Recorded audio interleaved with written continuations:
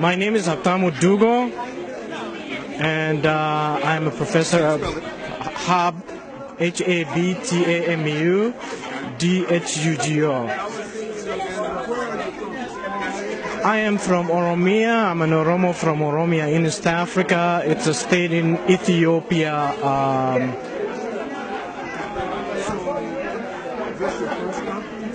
Yes, this is my first African Studies Association conference, and I'm very excited to be part of it. Yes, I did present a paper on Thursday, on the 20th of this month, November. My subject is genocidal killings in Ethiopia, the case of the Oromo in the south. Basically exploring the massive atrocities that are taking place across the Oromo or Oromia region by the Ethiopian government, which is composed of the elites from the Tigray ethnic group that pose themselves as Ethiopians.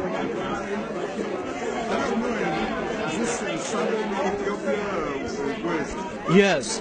The Oromo are the quintessential Africans who are actually the ancestors of many of the populations in East Africa, including Kenya, Uganda. Of course, the people in Kenya, Uganda, and other places say that Oromo are the ancestors, the root stock. So the Oromo are in the southern part of Ethiopia, and they make up about 50% of Ethiopia's population. Yet the African American community and also other communities in America haven't heard about these people. They have heard a lot about the ethnic Amhara and Tigray, who are in control of the Ethiopian state, and who have also attitudes that are very destructive towards the African American community as well as the Oromo community, because they feel that somehow they're superior to the Oromo, and they're entitled to oppress them because they descended mythologically. They claim they have descended from the Queen of Sheba, King Solomon, and so on. All of that is a factoid. None of that is a fact. In fact, they are black people who deny who they really are, and it's a problematic situation between communities, black communities, and the so-called Ethiopian communities here.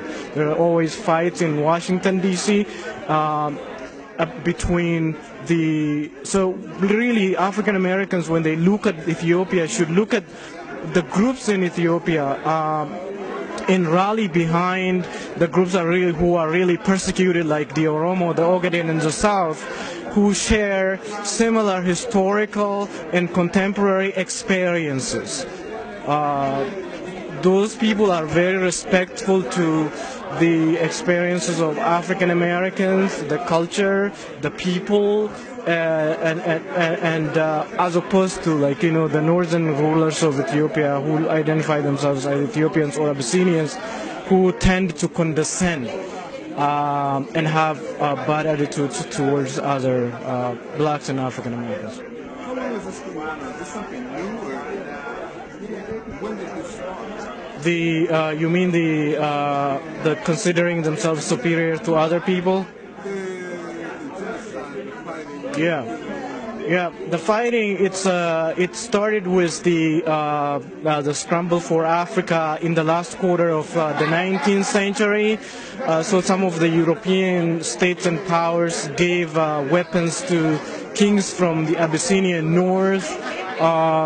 And then they subjugated indigenous African peoples, like the Oromo, and the Oromo lost about half of their population around the last quarter of the 19th century. Significant losses, and other people from the south also lost populations. Presently also, the massacres and the killings are going on. The students and the intellectual class, everybody is being targeted just for being Oromo. For example, Amnesty International released a report, detailing the atrocities that are taking place by the Ethiopian government, which is not representative of everybody. This is important because the Oromo as a people and as a nation, as the largest nation in Ethiopia, needs to be break into the consciousness of African Americans as a nation that's going through something that looks like apartheid, an apartheid by a minority government in Ethiopia. You remember during apartheid, a lot of African Americans took part in the global campaign, anti-apartheid campaigns. We're looking for that kind of partnership with African Americans to pressure the U.S. government to invest from Ethiopia, and as well as to cut some of its aid that goes in every year that the Ethiopian government uses in massive human rights abuses, genocide, and other atrocities. So you're saying you want the African American and the world community to model or pattern as they did with the apartheid movement. Yes, yes. Come out and Protest the abuse of innocent indigenous Africans, the Oromo, whose lands are being grabbed by local elites in Ethiopia, as well as multinationals that are connected to those elites, impoverishing a large number of people in Oromia and the south.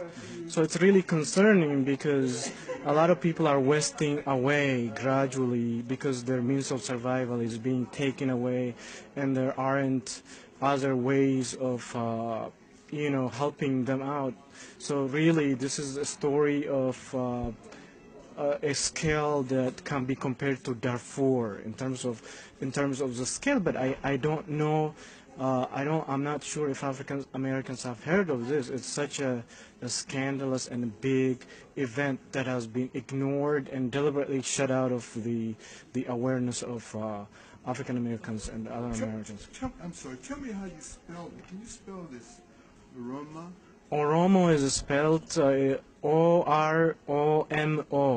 It's the name of a people, the largest in Ethiopia, but their stories haven't been heard because of systematic silencing. And always, the Abyssinians, the ethnic Tigrayans and Amhara who are in power, use the state system to be diplomats overseas and to shut stories related to abuses from being known outside the border, and journalists don't have access to regions like Oromia, Ogaden in the south where a lot of abuses are happening. So really, before it gets too late, this is an appeal to the African American community to understand their brothers and sisters in Africa that are suffering the injustices by people who have denied their own identity. The Abyssinians have denied their own identity for a long time. Their kings, for example, if you take Menelik II, who committed the massive genocide in the 19th century, and others who followed him, deny that they're blacks. What was his name again? Menelik II. Okay. Yeah, King Menelik II denies that he's black, and he even said, when Marcus Garvey wrote about it, that I'm not a black, but I'm a Caucasian. So really, those kinds of they claiming that because in order to repress the locals, they're claiming that to say that, look, we are superior to you, although they are not. They're still like anybody else, but sort of supported internationally to carry out the abuses. Tell me how people, you said that you want to help, but let's give us some steps.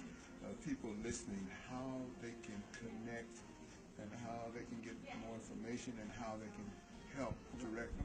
Is there a website that they can go to for more information? Is there an organization they can connect to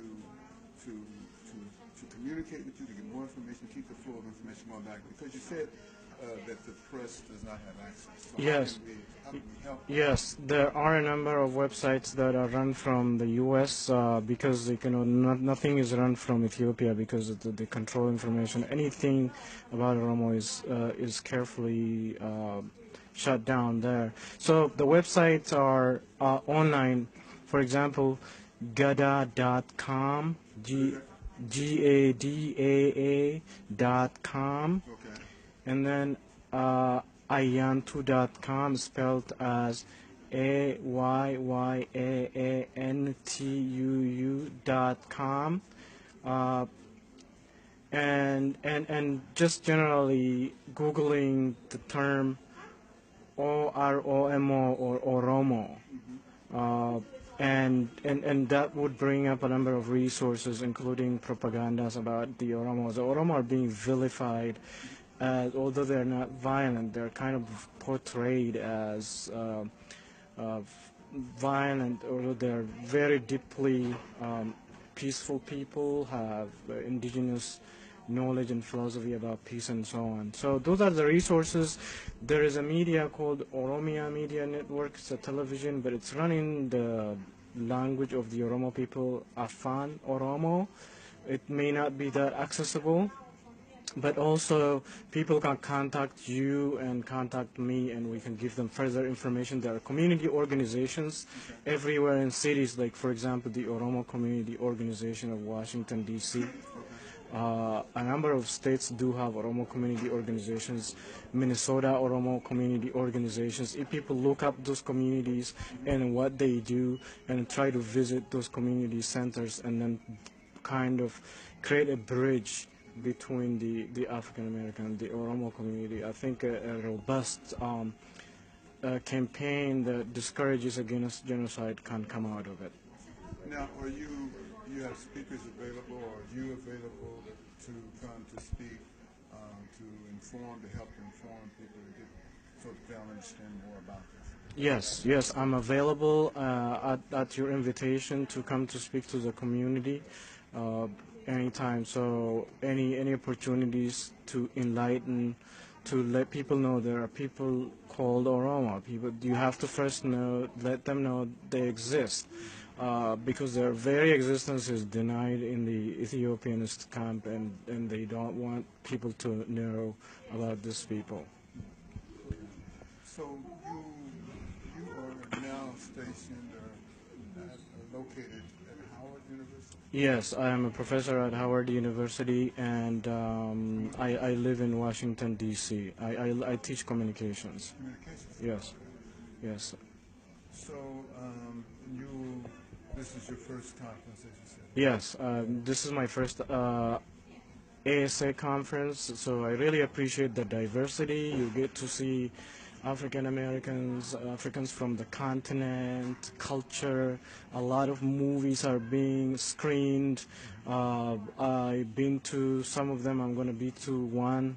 So you learn a lot about really Africa and what's going on in different disciplines, and you know update yourself on the continent. In that sense, I'm not only here as a speaker, but I'm also here to learn from what other people have to say, and it's really wonderful. It's a wonderful experience. A beautiful city. Your hospitality is amazing.